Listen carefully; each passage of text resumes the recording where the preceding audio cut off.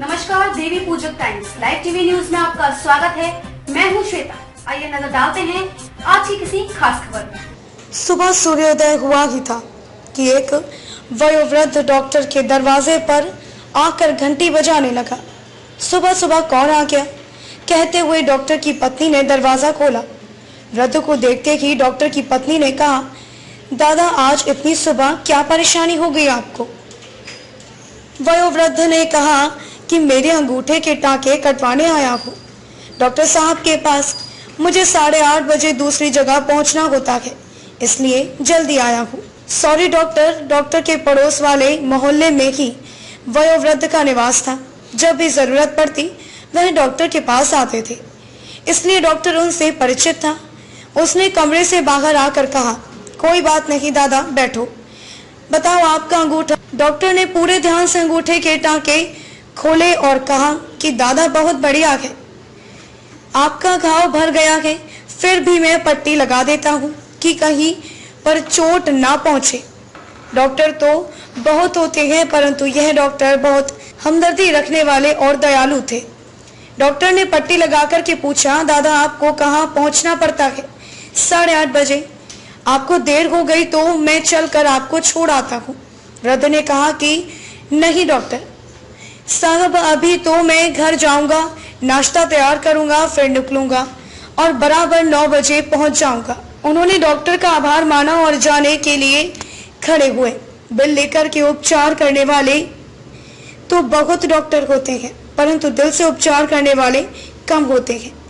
दादा खड़े होते हुए तभी डॉक्टर की पत्नी ने आकर कहा कि दादा नाश्ता यहीं कर लो। वृद्ध ने कहा कि ना बहन, मैं तो यहाँ नाश्ता यहाँ कर लेता, परंतु उसको नाश्ता कौन कराएगा? डॉक्टर ने पूछा, किसको नाश्ता कराना है? तब वृद्ध ने कहा, मेरी पत्नी को।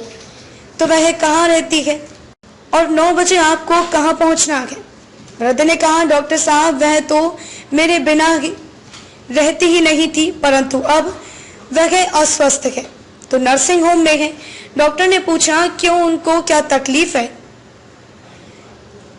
वृद्ध ने कहा कि मेरी पत्नी को अल्जाइमर हो गया है, उसकी याददाश्त चली गई है।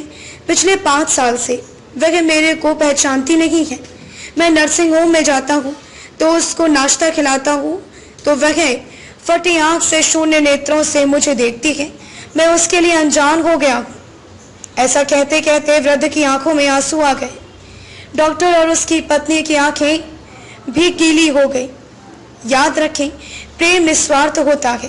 प्रेम सबके पास होता है, परंतु एक पक्षीय प्रेम यह दुर्लभ है, पर होता जरूर है। कबीर ने लिखा है, प्रेम न बाड़ी उपजे, प्रेम न हाट बिकाए, बाजार में नहीं मिलता है यह। डॉक्टर और उसकी पत्नी ने कहा, दादा 5 साल से आप रोज नर्सिंग होम में नाश्ता कराने जाते हो, आप इतने वृद्ध हो, आप थकते नहीं हो, ऊबते नहीं हो? उन्होंने कहा कि मैं 3 बार जाता हूँ डॉक्टर साहब, उसने जिंदगी में मेरी बहुत सेवा की और आज मैं उसके सहारे जिंदगी जी रहा हूँ। उसको देखता हूँ तो मेरा मन भर जाता है। मैं उसके पास बैठता हूँ तो मुझ में शक्ति आ जाती है। अगर वह ना होती तो अभी मैं भी बिस्तर पकड़ लेता, लेकिन उसको ठीक करना है, उसको संभालना है, इसलिए मुझ में रोज ताकत आ जाती है। उसके कारण ही मुझ में इतनी फुर्ती है। सुबह उठता हूँ तो तैयार होकर के काम में लग जाता हूँ। यह भाव रहता है कि उसको मिलने जाना है, उसके साथ नाश्ता करना है, उसको नाश्ता कराना है। उसके साथ नाश्ता करने की आनंद ही अलग है।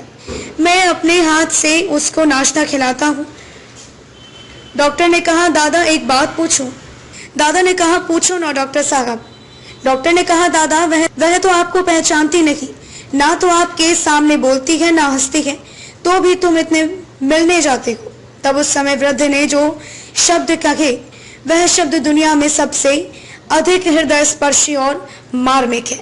वृद्ध बोले, डॉक्टर साहब वह नहीं जानती कि मैं कौन हूँ, मैं तो जानता हूँ ना कि वह कौन है। और इतना कहते हुए वृद्ध की आंखों से पानी की धारा बहने लगी। डॉक्टर और उनकी पत्नी की आंखें भी भर आई।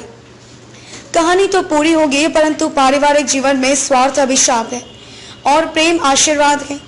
प्रेम कम होता है तभी परिवार टूटता है। अपने घर में अपने माता पिता को प्रेम करना। जो लोग यह कहते हैं अपने पिता के लिए साठी बुद्धि नहाटी, उनको यह कथा 10 बार पढ़वाना। यह शब्द वह नहीं जानती कि मैं कौन हूँ, परंतु मैं तो जानता हूँ। यह शब्द शायद परिवार में प्रेम का प्रवाह प्रवाहित कर दे।